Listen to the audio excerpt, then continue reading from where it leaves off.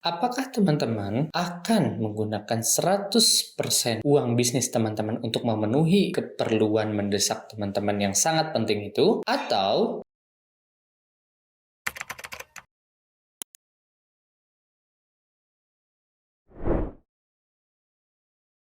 Bismillahirrahmanirrahim. Oke teman-teman, jadi kemarin cukup menarik karena kemarin itu saya menanyakan suatu hal di grup WhatsApp Master of Sales. Nah teman-teman bisa juga nih menjawab pertanyaan ini. Jadi pertanyaan itu seperti ini teman-teman. Bayangkan teman-teman di hari ini teman-teman nggak punya uang nih sama sekali ya. Bayangkan lalu teman-teman mempunyai sebuah bisnis yang ternyata di siang hari ini bisnis teman-teman itu laku. Produk teman-teman tuh habis. Yang kalau dinominalkan bisnis teman-teman ini nilainya sekitar 1 juta rupiah. Nah, ini pendapatan teman-teman ini masih kotor. Kalau pendapatan bersih teman-teman itu hanya 300.000 aja. Tapi di hari ini juga ternyata teman-teman mendapatkan suatu kabar yang kurang mengenakan. Teman-teman tiba-tiba mempunyai keperluan mendesak yang harus teman-teman penuhi, yang jika teman-teman tidak penuhi, maka resikonya cukup besar untuk kehidupan teman-teman. Contoh, mungkin tiba-tiba teman-teman dapat kabar orang tua sakit atau pasangan sakit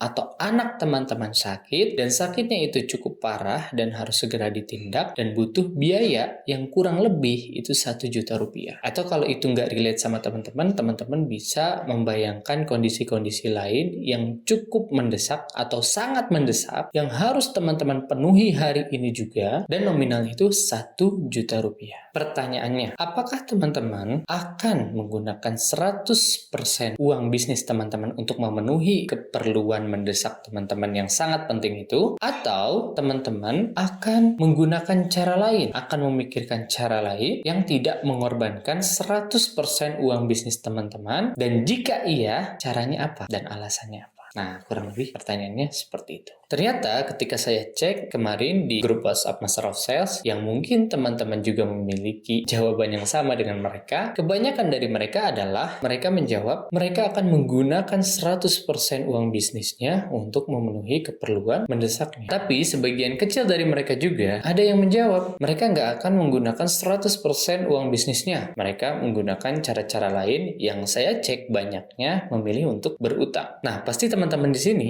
ada juga yang nanya nih, kalau menurut Kang Azhar, yang mana yang bagus? Oke, kali ini saya akan bahas. Sebelum saya mendetailkan, saya harus memberitahu dulu nih ya, saya disclaimer dulu bahwa sebenarnya ada banyak cara, banyak langkah yang bisa teman-teman lakukan. Tapi di video kali ini saya akan menunjukkan beberapanya saja, ya, nggak banyak, karena yang pertama, kalau videonya kepanjangan, teman-teman nggak akan nonton sampai selesai ya. Yang kedua, kalau teman-teman mau tahu lebih lengkapnya, insya Allah saya akan bahas lebih detail di Zoom besok. Gratis. Teman-teman kalau mau ikut Zoom-nya, teman-teman bisa chat aja nomor yang ada di deskripsi. Oke, kita lanjut. Langkah apa saja sih yang menurut saya tepat untuk menghadapi keperluan mendesak tersebut? Yang pertama, teman-teman tenang. Karena dengan ketenangan, teman-teman akan bisa berpikir jernih. Dan teman-teman akan mempunyai ide-ide atau opsi-opsi yang cukup banyak untuk menyelesaikan masalah tersebut. Tapi kalau teman-teman panik, teman-teman seolah-olah saya bilang ya, teman-teman tuh seolah-olah nggak punya pilihan sama sekali dan harus memilih hal tersebut untuk menyelesaikan masalah tersebut. Nah, ini kurang bagus. Makanya yang pertama, langkah pertama adalah teman-teman tenang. Kang, gimana caranya tenang kalau lagi kayak gitu? Cara sederhananya, teman-teman coba duduk dulu, tarik nafas beberapa kali, buang beberapa kali gitu ya, yang dalam tarik nafasnya, insya Allah itu akan membuat teman-teman lebih tenang. Walaupun nggak terlalu tenang, tapi minimal bisa mengurangi kepanikan teman-teman. Setelah tenang, coba teman-teman pikirkan, apakah teman-teman mempunyai uang di orang lain? Maksudnya mempunyai uang di orang lain itu, apakah teman-teman pernah ngutangin orang lain? Atau mungkin ada orang lain yang beli produk teman-teman dengan cara utang, dan lain sebagainya. Coba dipikirkan dulu, ada nggak yang kayak gitu? Kalau ada, bagus, tagih. Itu akan meringankan beban teman-teman. Mungkin teman-teman tadinya harus bayar 1 juta, karena ada orang yang utang itu misalnya 500.000, teman-teman hanya tinggal mikirin 500.000-nya aja. Dan biasanya, orang yang ngutangin teman-teman dan tahu kondisi teman-teman itu sekarang sekarang lagi nggak baik-baik aja gitu ya, mereka akan lebih rela bayar utangnya biasanya. Kang, saya udah cek nih, ternyata saya nggak pernah ngutangin orang nih. Terus gimana Kang? Oke, cek lagi. Apakah teman-teman punya harta dalam bentuk lain? Contoh, sepatu misalnya. Teman-teman punya 5, padahal teman-teman paling cuma pakai 2 atau 3. Teman-teman bisa jual barang yang berlebih itu. Nah, itu akan meringankan beban teman-teman juga. Kang, tapi kan kalau jual kayak gitu butuh waktu. Makanya, jualnya ke orang terdekat sambil kasih tahu kondisi teman-teman. Peluangnya lebih besar. Oke? Kang, ternyata saya udah cek juga Kang. Semuanya pas-pasan Kang. Baju saya cuma punya 1, sepatu saya cuma punya 1, motor saya nggak punya, laptop saya nggak punya. Gimana Kang kalau kayak gitu Kang? Langkah selanjutnya adalah teman-teman cek dulu apakah sumber pendapatan teman-teman hanya dari bisnis itu atau ada dari bisnis yang lain atau dari pemasukan lain. Mungkin teman-teman kerja juga atau teman-teman mungkin lagi kuliah dan dapat beasiswa. Biasanya ada tuh jatah bulanan. Cek dulu tuh, ada nggak sumber pendapatan lain selain bisnis itu? Kalau ternyata ada dan kebutuhan teman-teman itu terpenuhi dengan pendapatan lain selain bisnis itu, silahkan teman-teman pakai 100% uang bisnis itu, nggak masalah. Saya ada sumber pendapatan lain Kang, tapi ternyata tidak memenuhi kalau saya nggak sambil bisnis itu. Gimana tuh Kang caranya? Kalau ternyata udah dicek, ternyata sumber pendapatan teman-teman yang lain tidak bisa memenuhi kebutuhan hidup teman-teman, atau mungkin teman-teman bisnis itu adalah satu-satunya sumber pendapatan teman-teman, maka opsi terakhir mungkin ya yang bisa saya kasih di video ini adalah teman-teman boleh berutang. Ingat, ini opsi terakhir kalau teman-teman sudah menjalankan opsi-opsi sebelumnya. Teman-teman udah melewati semua itu dan ternyata belum nemu solusinya, maka solusi terakhir yang bisa saya berikan adalah di video ini ya, teman-teman bisa berutang.